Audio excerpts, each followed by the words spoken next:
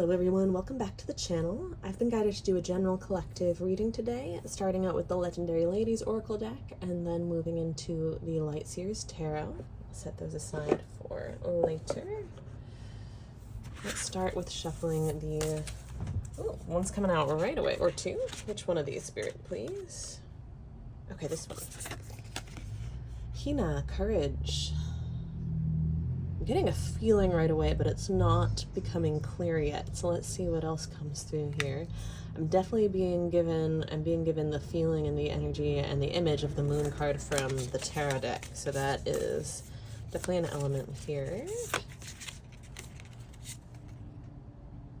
Hecate or Hecate magic. Interesting, these nighttime vibes. Even the back of the cards from the Light Series Tarot have a little bit of that constellation nighttime vibe. I'm being told to make space for the third card in between those two.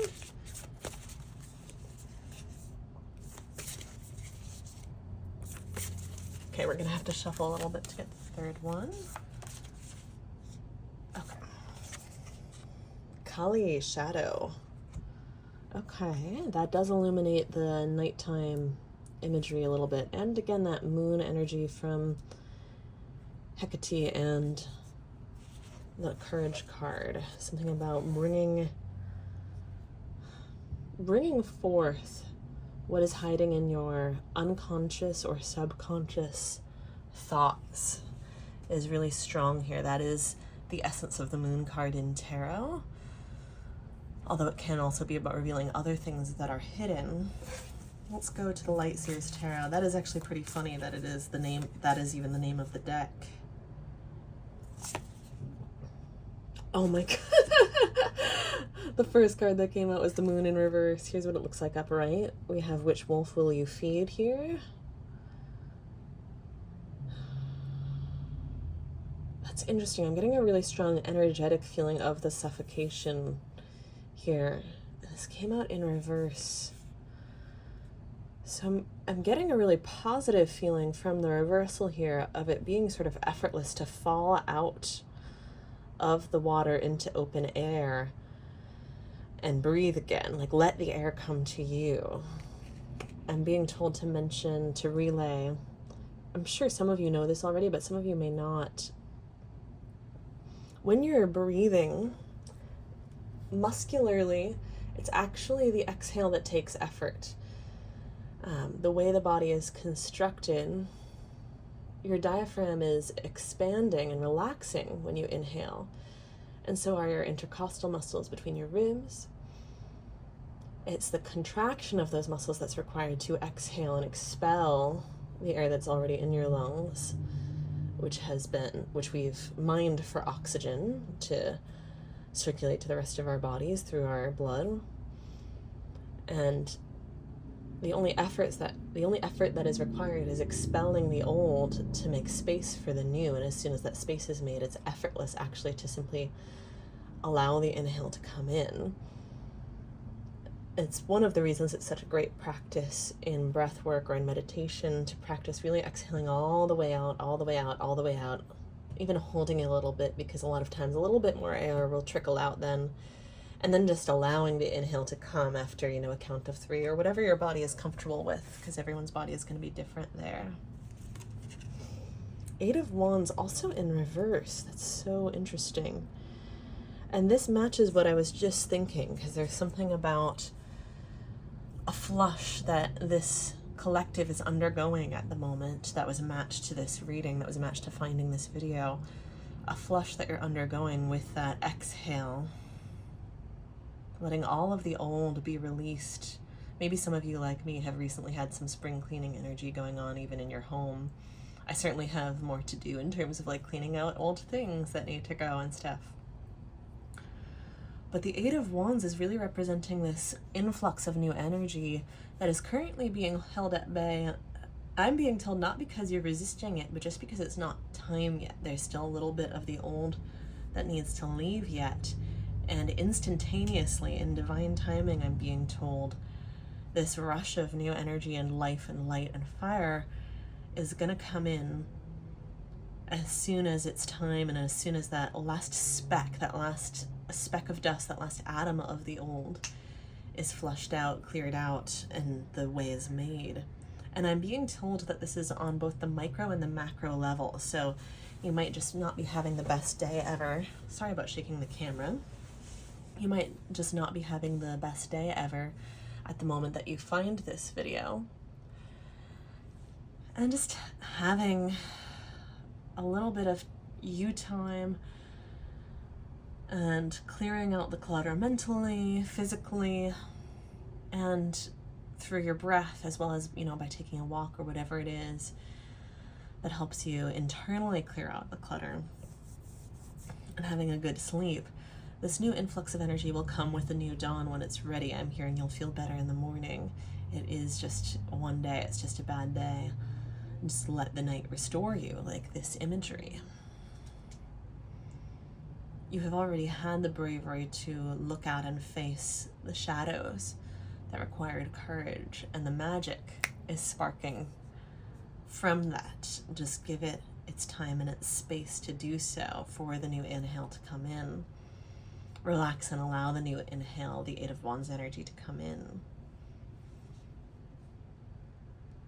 And this is, with these reversals, about lighting you up, not just about the expression outwards, but about the internal world. That's another meaning of the reversals. Not just the delay and timing, but the internal facing aspect of the energies.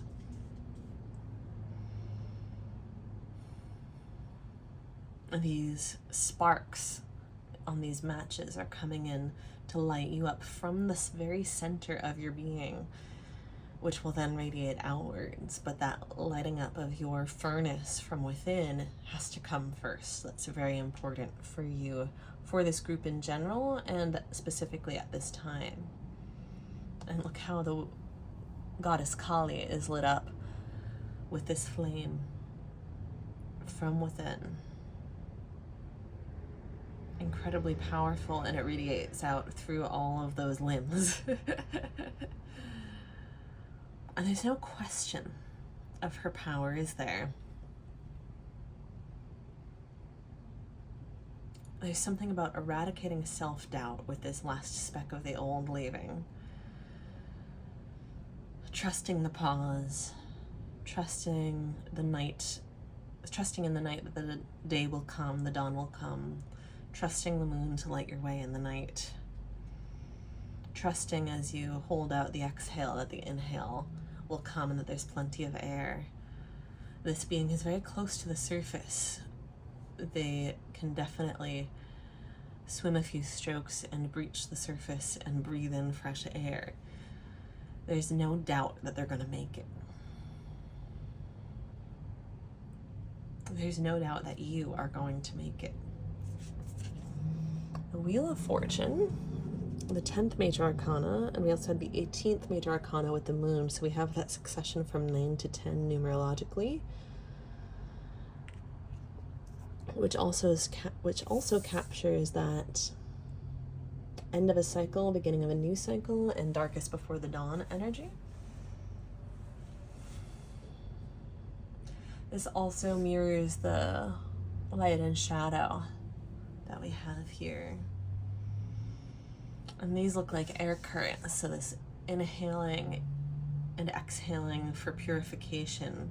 Some of you are literally being guided to breath work. I would say all of you, just to varying extents. Some of you, it's like this will move, breath work will move the dark emotion that you feel mired in. You feel like it's suffocating you, but if you take like literally 1 to 2 minutes to breathe either vigorously or simply very deeply, it will move, and it will move through you, come over you, overcome you, potentially move you to tears, and then it will pass. And for others of you, it's not a sharp emotion, an intense type of breath that you're being called to like that. It's a grounding exercise. It's that clearing out. Very simple, just putting the last book on the shelf, sweeping the last dust out the door, very simple breath work to regulate you and return you to center and to who you are and to that feeling of knowing where you are as well as who you are. Oh, my feet are on the ground. It's this date and this year. It's this day of the week. Okay, I feel solid again. I feel the breath moving in and out of my lungs, my diaphragm, my nostrils, my throat. It's all becoming clear now. I'm back.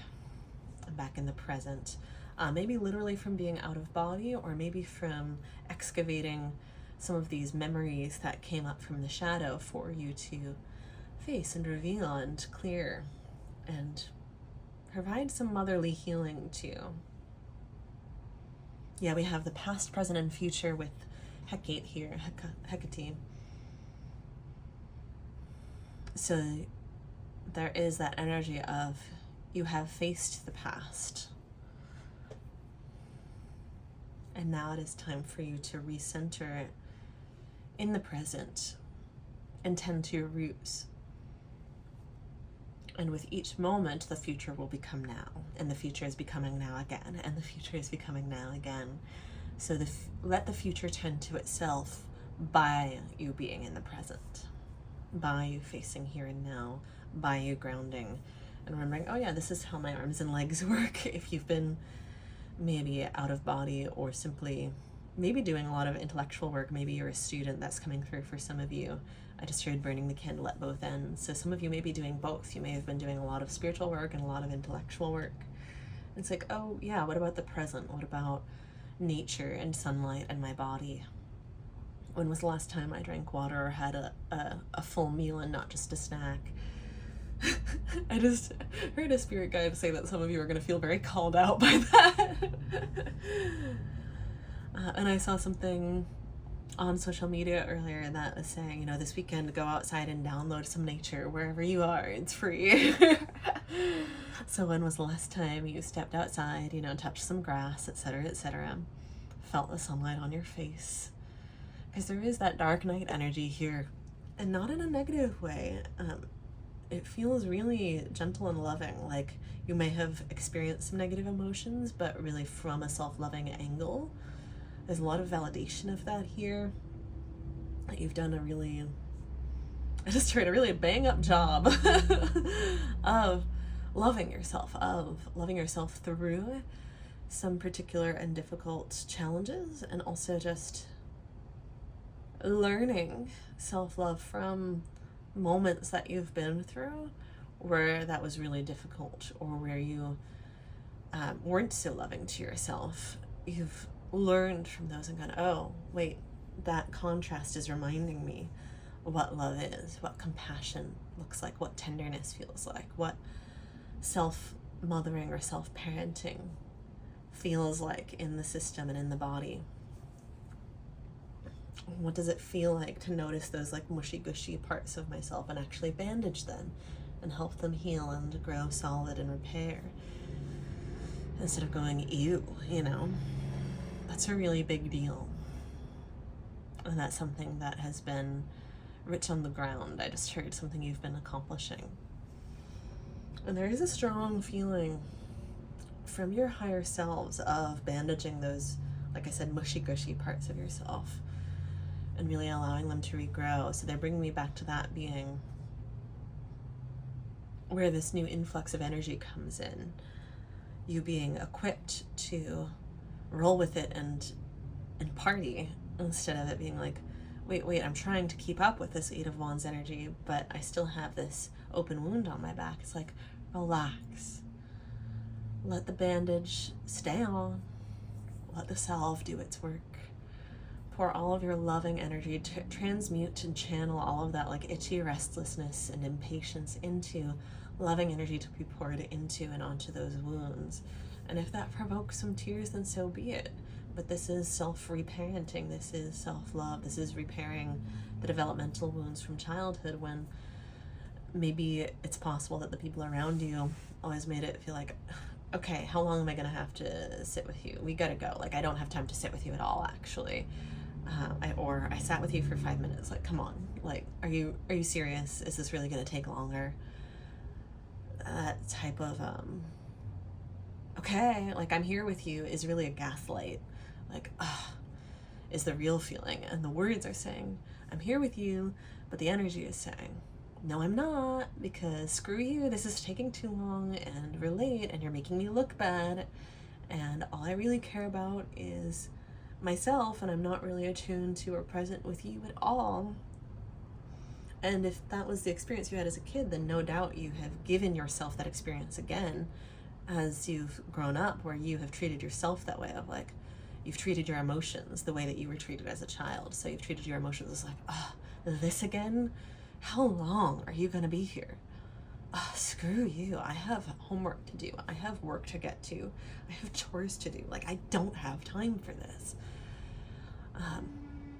And it might be cathartic for you to kind of write or speak from the perspective of all the parts of you that come up if that type of emotion is coming up for you, and this impatience, and instead of like trying to stuff down and suppress the voice of that part of you that is trying to stuff down and suppress the emotions, let it rip. Hear everything that it has to say, and just feel the relief of uncorking and unbottling that fizziness. And once it finishes its rampage, you might also hear with it or behind it, but hey, what about me? Like, you're acting like I'm just doing, like, just an inconvenience, or maybe even doing this on purpose to hinder you or obstruct you or upset you, but like, I'm not. Like, I'm really hurting, and I feel like the ground is caving in beneath me. I feel like I'm drowning, and I don't know how to help myself. I really genuinely need you to help me. So why can't you see that? Like, why is it all about you, and yet you're speaking to me as if I'm making it all about me, when I just literally don't know how to do this by myself, because that's the experience of the child. And some of you are getting this catharsis or this revelation by listening to me channel these parts, because I was just kind of thrown into that channeling without any warning, and I'm happy about it. I'm not mad about it, because this is cathartic for me too. And that means that it will also be cathartic for some of you who come upon this reading and are a match to it. And those parts can become really aware of each other, where that part of you that was like, that internalized the voice of, the parent or sibling or peer or adult who made you feel like there was no time for you and no space for you, and like there was something wrong with you for having needs. That voice of that you have embodied and internalized, that part of you that has swallowed the abuse and become it, becoming really aware of themselves and of the child behind them. It's like, that's not what this is at all. Like, I'm not just wasting or taking up your time. Like, I'm just me. I'm just me existing, having feelings, and you're making it mean all these terrible things.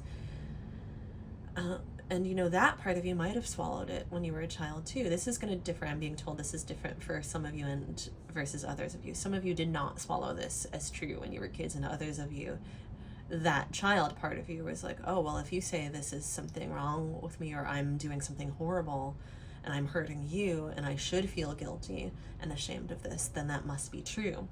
Whereas others of you, and this might just have to do with how old you had gotten before this got repeated. Some of you, this may have happened from the moment you were born, and others of you, it may have been like, oh, once you hit a certain age, you were no longer, it was considered like, oh, you shouldn't need this anymore, or just at a certain time in your childhood, the adults in your life became much busier all of a sudden. Maybe more kids were born, or maybe a parent who had been at home had to go back to work. Or maybe it was because you went to school that suddenly there were obligations that you could be late to. And so they were making you feel this way, like you don't have time to do this or to be this way. You can't exist in this way because you have to exist as a, perfect, proper, functioning school kid. And these experiences, these very, like, deeply, I'm really being told to emphasize to you that even though this is such a common experience, that does not make it less traumatic. This is a deeply traumatic experience for any child to have at any age, and to be repeated upon adults. It's not okay for adults to continue to treat each other this way. The fact that it's been normalized, that it's like, you're such a flake because you made time for your feelings, even though you kept me posted. Like, it's important to communicate. You shouldn't just disappear on people that you had made a commitment to. It's not okay to break your word either, but it's also not okay when someone is communicating with you and behaving reasonably and keeping you updated, to make them out to be some sort of, to make them out to be hurting you by having their own feelings and their own experience. And that's not the way someone who really cares about you treats you. They don't treat you like you're a mess that needs to be cleaned up and that you should be embarrassed of, or that they should be embarrassed of. Yeah, I went really deeply into channeling mode there, beyond what I actually expected to, and that's winding down now. So I already kind of don't remember everything I said in channeling mode. I remember a lot of it. It's like I remember everything I said, but not in what order. That's how it works for me. Some people zone out completely when they're channeling, and they don't remember anything. A lot of me, well, I shouldn't say a lot of me. It varies every time how much of me stays in my body and in my present consciousness. But some of me does. So I remember what I said, but I don't remember what order I said it in. So I do get a little bit of this feeling of concern of like, was there something that I didn't resolve or didn't conclude that I started to say but didn't finish? But I am getting that channeling has wound down, and I'm being told to draw this card from the Light Seers deck. Ooh, more Major Arcana, the Magician. Yes. No wonder I was told to leave this space open under the Hecate card, the Hecate card, Magic, the Magician, the Moon, and we have the fire in Kali's crown and the fire within you from the Eight of Wands reversed. This is insanely beautiful, and we have similar energies with the flow back and forth in all of these cards. This wielding, this simultaneous being immersed in and wielding both light and dark. And that is the truth of life. We are always immersed in both light and shadow, and we are always wielding and weaving both light and shadow with our conscious and unconscious thoughts together, both being the forces that manifest our reality, that weave our reality. It is thought that generates energy, which then solidifies and condenses and forms into physical reality. And that thought includes emotions, and it includes both conscious thoughts and unconscious thoughts, conscious emotions and unconscious emotions. And so we get this kind of faulty programming when we're that kid that's like, I don't have time for you. If I ignore you, I'll go away. If I ignore your emotion, you'll stop harping on about it and you'll just go to school and we won't be late. That if I ignore it, it will go away thing. You discover as soon as you start doing shadow work and emotional work and psychotherapeutic work, that isn't actually starving the wolf that you don't want to feed. It's putting it in a cage, and it is forced to get angrier and angrier and angrier until its voice is heard. And this applies to both sides of the coin in terms of the part of you that has embodied and internalized the abuser, or the I'm really being told to stick to my guns in terms of the word abuser. Like, you might not like that word, but that is what we're talking about if we're talking about this type of emotional abuse, regardless of whether it was from parents or not. So that internalized that, and the part of you behind that who is really not angry per se. Like, their original emotion is not anger. Their original emotion is something along the lines of sadness, despair, pain, And by being caged, they end up kind of bursting into these irritant flames. But even more than that, that internalized abuser is, brandishing these whips and these flames. This hook that Kali has. Not that she's representing that, but this is what's coming through energetically and from these and through these images. That irritation and inflammation and agitation is really all that happens from that, if I ignore that part of myself or that feeling that I have, it will go away. Now, you can you can have these times in your life, I have them every day, where I feel something and I acknowledge the feeling and it's like, okay, I'm gonna carry on doing my tasks with the awareness of this emotion, and it might not be my primary focus the whole time, but I'm not just ignoring it or trying to suppress it or trying to make it go away or trying to stuff it back down from where it came from. And so because of that, it has permission to flow through me while I'm going about my day. And I think you'll find, this has been my experience, that some emotions really deeply and truly and validly require your full attention for that process of flowing through you, while other emotions, a few moments of that full attention, and they kind of get to take a deep breath and start to dissipate, and they can complete that dissipation while remaining a secondary focus as you do your chores or watch a show that soothes you to help regulate your nervous system. Watch something that makes you laugh to help you keep breathing and remember the lighter side of things and of life, and that there's so much more than just one thing. With the magician imagery here, I'm really getting this vision of this figure like diving down into the whirlpool and the vortex and coming out changed, coming out as Hecate with all these stars gathered in their palms, in their being. We were talking about this light radiating from within.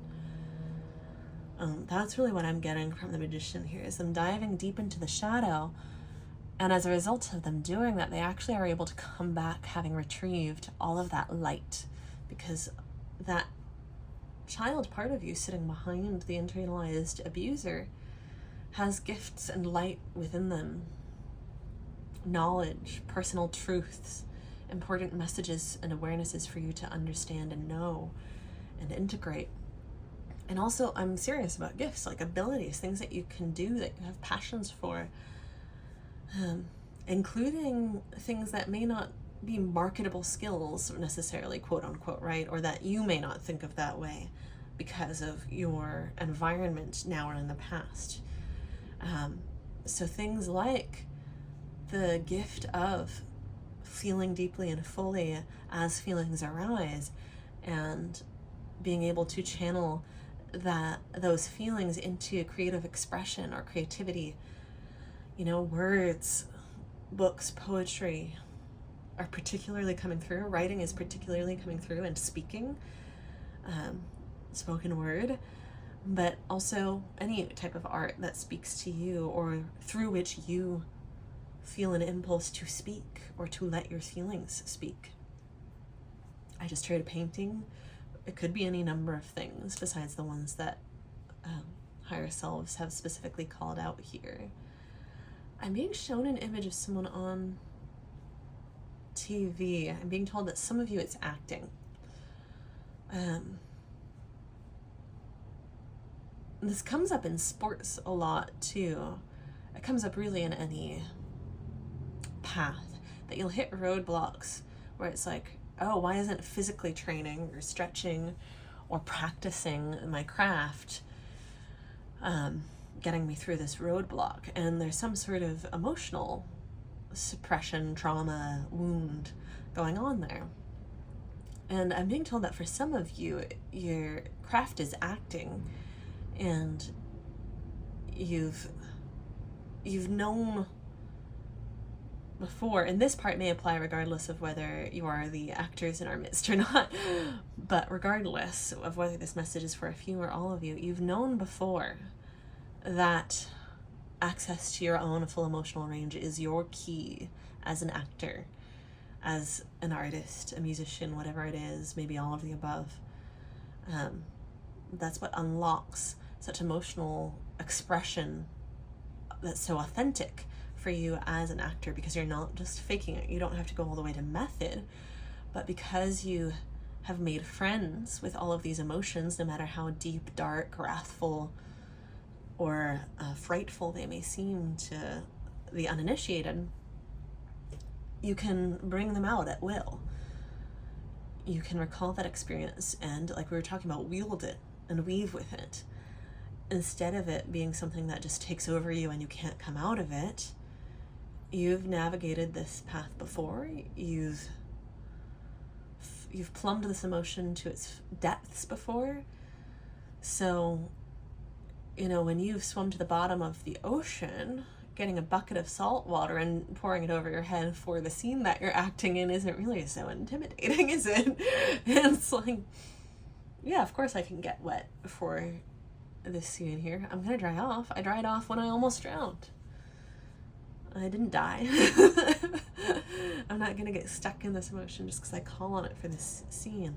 So I'm being told that some of you have known this already in the past, but like we do in this upward spiral staircase of expansion, you're learning a new layer of it, and you've moved through a deeper layer of suppressed emotion, and have expanded to a new level of yourself and your emotionality. And you are not actually forgetting how to act or how to be an actor, and you're not actually getting worse at acting or your particular craft or skill, but you're actually getting better at it. It just took a minute, and that brings us back to our initial message of let this breath take its time. The inhale is coming. Let the bandage do its work instead of trying to take it off too soon. There are times in life to rip the Band-Aid off, and there are times to gently allow it to remain affixed. And I'm being told that is all for today, my friends. Is there anything else before I go, Spirit? I just asked because I felt like I never got complete clarity on whether there were more meanings for the Wheel of Fortune. I just asked about that, and they were like, "Oh yeah, that already came through. You're telling the good people here today that this cycle is coming to an end and a new dawn is beginning. There is a turn in their Wheel of Fortune. So what has felt stuck and stagnant is getting greased and lubricated to move again, and the dawn is about to come." For many of you, like I said, this applies on the micro and the macro for everyone here. And so for all of you, at least the micro is changing very rapidly. The bad day is dissipating, and after a good sleep, you'll feel much better, and you'll feel more in touch with your purpose, and you'll be like, oh yeah, that is still intact. I didn't lose anything. It's not damaged. I just forgot for a little bit. It was obscured by the clouds. But I am the sky, and everything else is the weather, just like Pema Chodron said. And just like we have in this card here with the sky and the fun, gorgeous, puffy popcorn clouds and the ominous storm clouds. But your Wheel of Fortune and your fate changing also reflects that you have spun and weaved new timelines and new possibilities by doing this shadow work, as you are always doing whenever you do any healing. You always change the possibilities and the timelines that are available to you. And for some of you, the macro shifts are also dawning quite soon. And I know soon is such a vague word, and divine timing is such a vague word. But there is a double message there about like this. Let this breath take its time and let this ignite you from within and radiate out and permeate all the areas of your life thing is very real. So for some of you, that macro shift is going to happen as the wheel turns down the road, and the light that sparks within leaks into all of these areas of your life and suffuses them, all of these parts of your being, all these areas of your being. And this magic suffuses all of you. And you allow it to. You allow it to permeate yourself, and you own that you are magic and you are courageous. And you own all these parts of yourself that were previously stuffed into the shadow, including all their gifts and all their power, their raw power, like Kali. I just heard unhinged, raw, unhinged power. Raw, unhinged, and uncut. That's Kali. So there's going to be different amounts of time for everyone here in terms of how quickly that macro shift is felt externally, but it's going to be felt very quickly internally, which is why the micro shift is also so quick, because that internal shift also just makes you happier to wake up in the morning, or so on and so forth. Easier to recover from bad days when they happen, less resistant to bad days when they happen. And for some of you, that light has already been starting to permeate various areas of your life for a while, so that's why you're going to feel the macro shift more quickly. And divine timing and forces that we simply do not always know about are also at play in terms of how quickly that macro shift is going to happen. But rest assured, it is already happening and already in the works. The wheel is already turning. And when you look back, you'll go, oh, yeah, this was already happening then. I just didn't see it yet.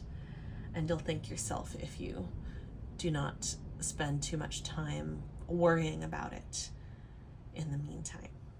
So thank you so much for being here. I'm really excited for your travels into the depths and the starlight that you're bringing back with you, and the firelight as well. I just heard go crush the skulls of your enemies when I was looking at Kali there. So some of you needed that little kick-ass motivation for the rest of your day or your week. Yeah, I just flipped over the Light Seers Tarot, and it was the Seven of Wands. So some of you just needed that reminder, go crush the skulls of your enemies. That's one very kick-ass way to interpret the Seven of Wands. And on the back of the Legendary Ladies deck, we have a deity creation, and that is what is birthed from destruction. Kali, Saraswati, and Lakshmi in Hindu mythology, to the best of my knowledge, are mirror images of Shiva, Brahma, and Vishnu. So Kali, like Shiva, represents destruction and the immense creative power seated within destruction. And we have all of these light codes within the stars here, and this veil of starlight, and this lotus with the whole world within it, and the whole cosmos, the whole galaxy within it. Just like the magician coming back out of the depths, full of starlight, dancing with light and with laughter and love. Just as you would imagine the cosmos and the universe to be in that dance of creation. Thank you so much for being here. Check out my website if you're interested in a personal reading or in any of the other services I offer. I offer healing services as well as readings. And I also offer clearing services, such as space clearings, which I've been especially called to lately, clearing spaces such as homes and land. So check out my website for more information. Shoot me an email if you have questions after checking out my website. And either way, I'll see you in the next reading. Ciao.